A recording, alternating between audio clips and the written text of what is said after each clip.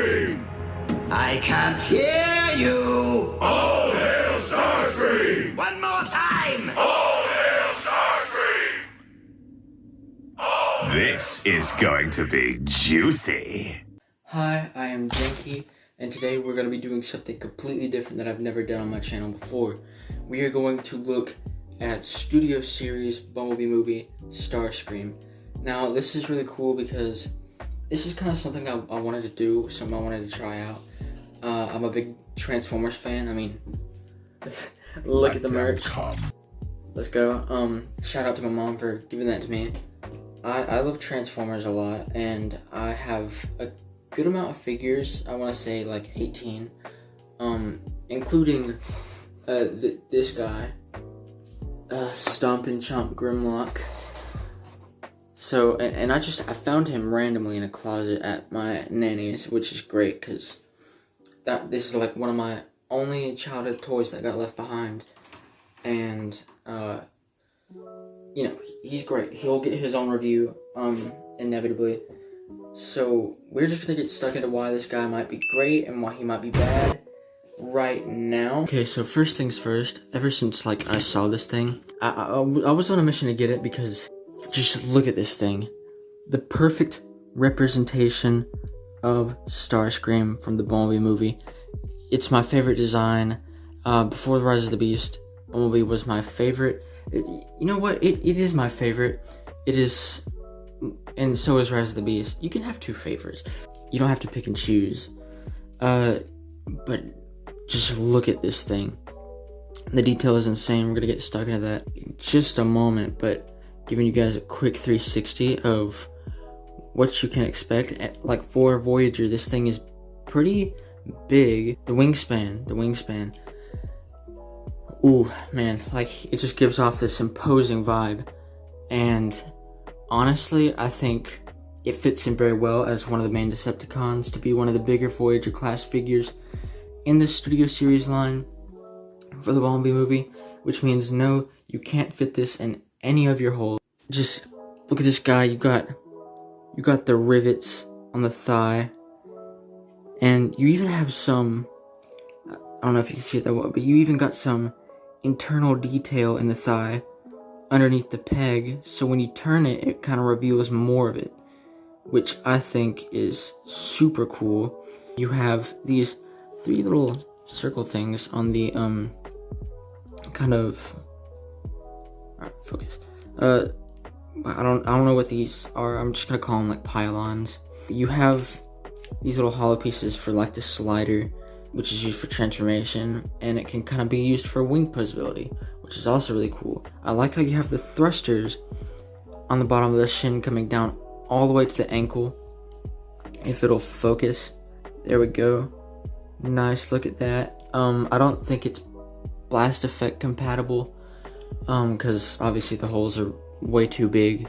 But yeah, man, this thing looks just amazing. We're gonna get into his head right here. We're gonna zoom in real quick. We're just gonna take a look at all the mechanical goodness on his noggin. Just look at him. He looks as conniving as ever, just looking like he would take you out in an instant if you dare oppose him.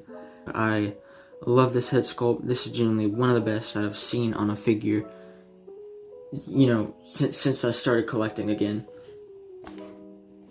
Oddly enough, the yellow paint right here, it is kind of like an eyesore. It is kind of like way different than this, but to be honest, it doesn't bother me. I just wanted to point that out because a lot of people don't like that, and I'm like, you know, whatever.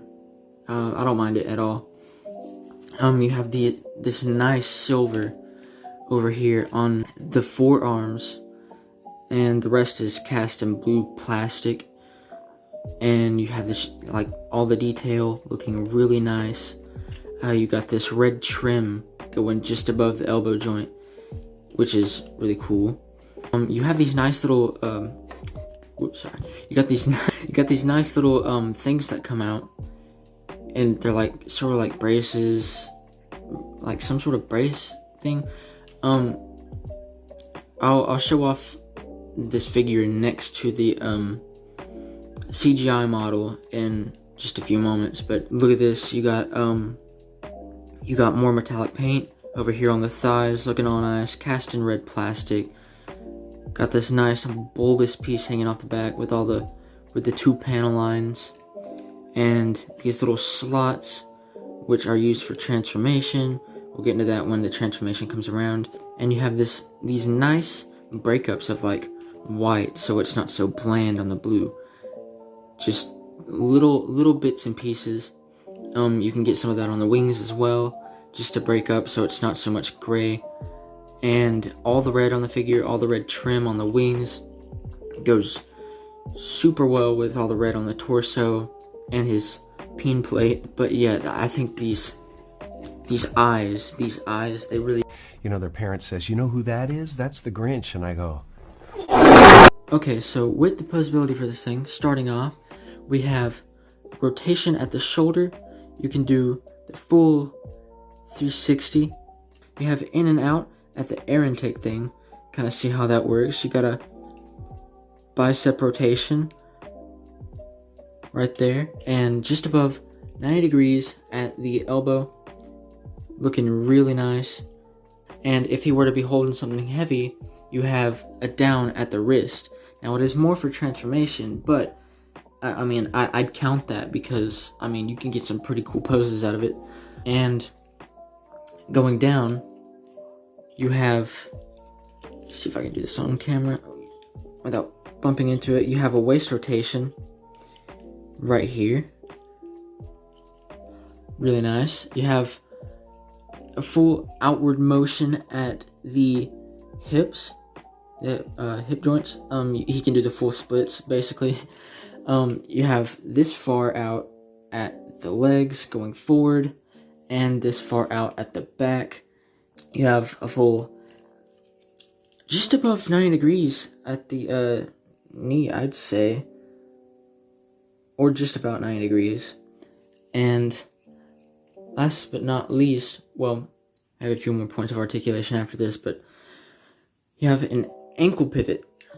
Goes really nice and deep, and depending on how deep it is in your pose, the more you can get some up and down at the ankle, which is always nice to see. You can get this guy into some nice running poses. One thing I forgot to mention was the head. You have right and left at the head. You have a little bit of up and down, not too much, unfortunately, but you do get kind of a bonus point of articulation now. I mean, technically it doesn't count, it's more for the transformation, but I like to count it because it gives you options. So over here at the wings, you can go in and out on these little sliders right here, and if you want them down, you can have them down. You could even rotate these, have them pointing down, and have these flipped out, looking really nice. Hold up! Ring ding ding ding ding ding ding ding, ring ding ding ding ding. My dad walked in, but obviously, if you have both wings done like this, then it'll look a lot cooler. But for time's sake, I'm not gonna do that, so I'm just gonna flip these back around. We'll be on our way. There was something I forgot to mention. Oh yes, whenever you do move the legs out, you have like these soft ratchet joints.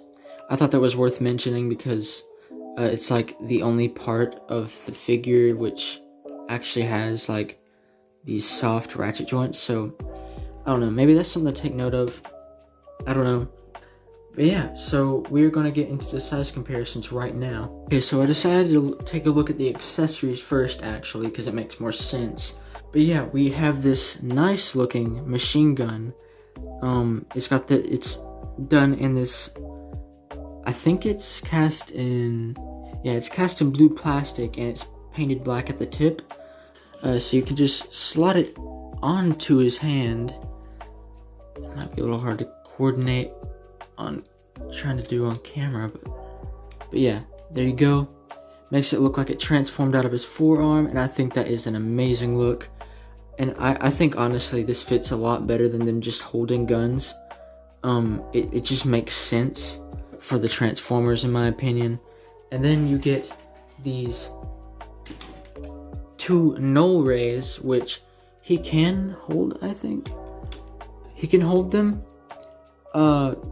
They do look a little funky, I'm not gonna lie.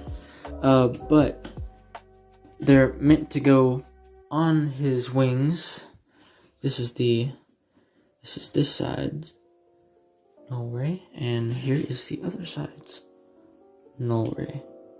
So it just kind of fills out the look for this guy, and I think it makes him look a lot better. In vehicle mode, you can probably see that these tabs right here will plug in right here, and the null rays make more sense in vehicle mode, is what I'm trying to say. But yes, here you have some really nice sculpt work going on for the standard Seeker blaster that you get with all of them. But yeah, just look at that thing. It's a really cool, unique design. Something I've never really seen the Seekers attempt to pull off, because they usually have the null rays on their shoulders, which you cannot do here. But I think they look better on the wings because this is from the Bumblebee movie, and in the Bumblebee movie, they do have the null rays on their wings this time around, and I think it just helps support the silhouette overall. But if you can see here, you got some really nice detail. Focus. Come on. You got some really nice detail over here on the null rays. Looking quite intricate, especially going down from the big bulbous whatchamajig, the base of the gun, and coming down it gets more and more detailed. You have these panel lines going all through, and these just little doodads and notches coming off of it. And you have a nice little sculpted in nozzle. I didn't actually even notice that at the tip. And now that we're actually doing the comparison, we have him here next to Core Class Kingdom, War for Cybertron Trilogy, Rat Trap, which is a mouthful. Then we have him next to Studio Series Rise of the Beast 100 Bumblebee, looking very nice together. And we have him next to Studio Series Bumblebee movie Ironhide.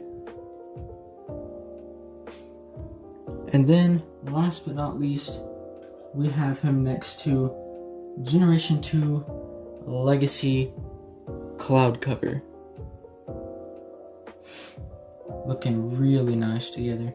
And they're not even from the same line. Now that that's all said and done, we can finally start on the transformation. So, here we go. Alright, and here is the Tetrajet from the Bumblebee movie, looking absolutely dynamic. And the robot helps just bring it all together, because so many of the robot parts are utilized in this mode, because it's not an Earth-based vehicle. It can do that. It is really nice. You got the legs making up the back section and the whole top section. These panels flip out of the shins and cover all the way up to the thighs, so you don't see any gaps, which is really cool.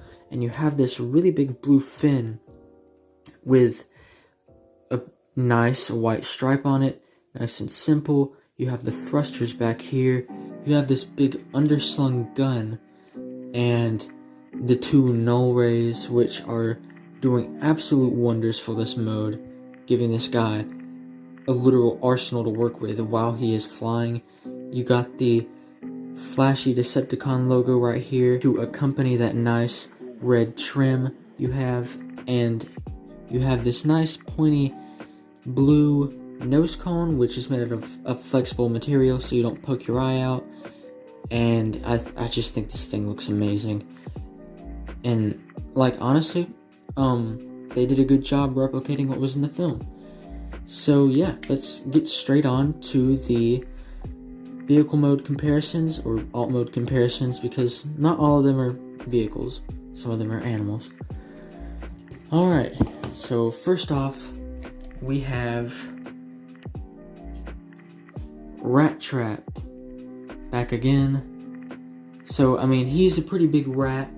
I don't know how it really works, but like, in the actual Beast Wars show, he is kind of like this size. He's not the size of an actual rat. And then next off we have Bumblebee, Ironhide,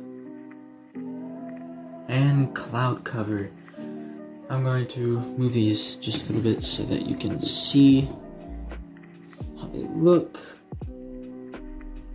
There we are. Very nice. Now, so far, all I've really done is gush over this figure. Now, let's talk about the very minor and few problems I actually have with it. Okay, so to start off, I mean, the problems I have with this figure are minor and in no way really ruin the experience. I just feel like they're worth mentioning. So here we have a loose wing, and it's supposed to be able to hold its weight like that, but it can't. It's really loose and dingly. My other problem is he can't really look up that far whenever you have him facing forward, but when you have him sideways, he can look just up into space. And when I got this, the cockpit was morphed a little bit, so I don't know, maybe if I take like a hairdryer, it might be able to mold itself back, or I might be able to mold it back. But yeah, it's just kind of smushed. No big deal though, just something to take note of. And one thing is that when I first got this figure, I would always break my nails trying to get these out. So don't break it. Not the first time Lizzo's gonna hear that, am I right? Also, I found out a way to do it safely. It might still hurt just a little bit, but that's the best way to do it, is just grip this back part. And these parts, they're great, yes, but and I'm not gonna push them back in all the way, but you get the idea. They can kind of get stuck, and you can hurt your thumbs trying to get them out. Those are really literally all the problems I have with this thing. So yeah, I mean, with all that said and done, this thing gets an easy S tier.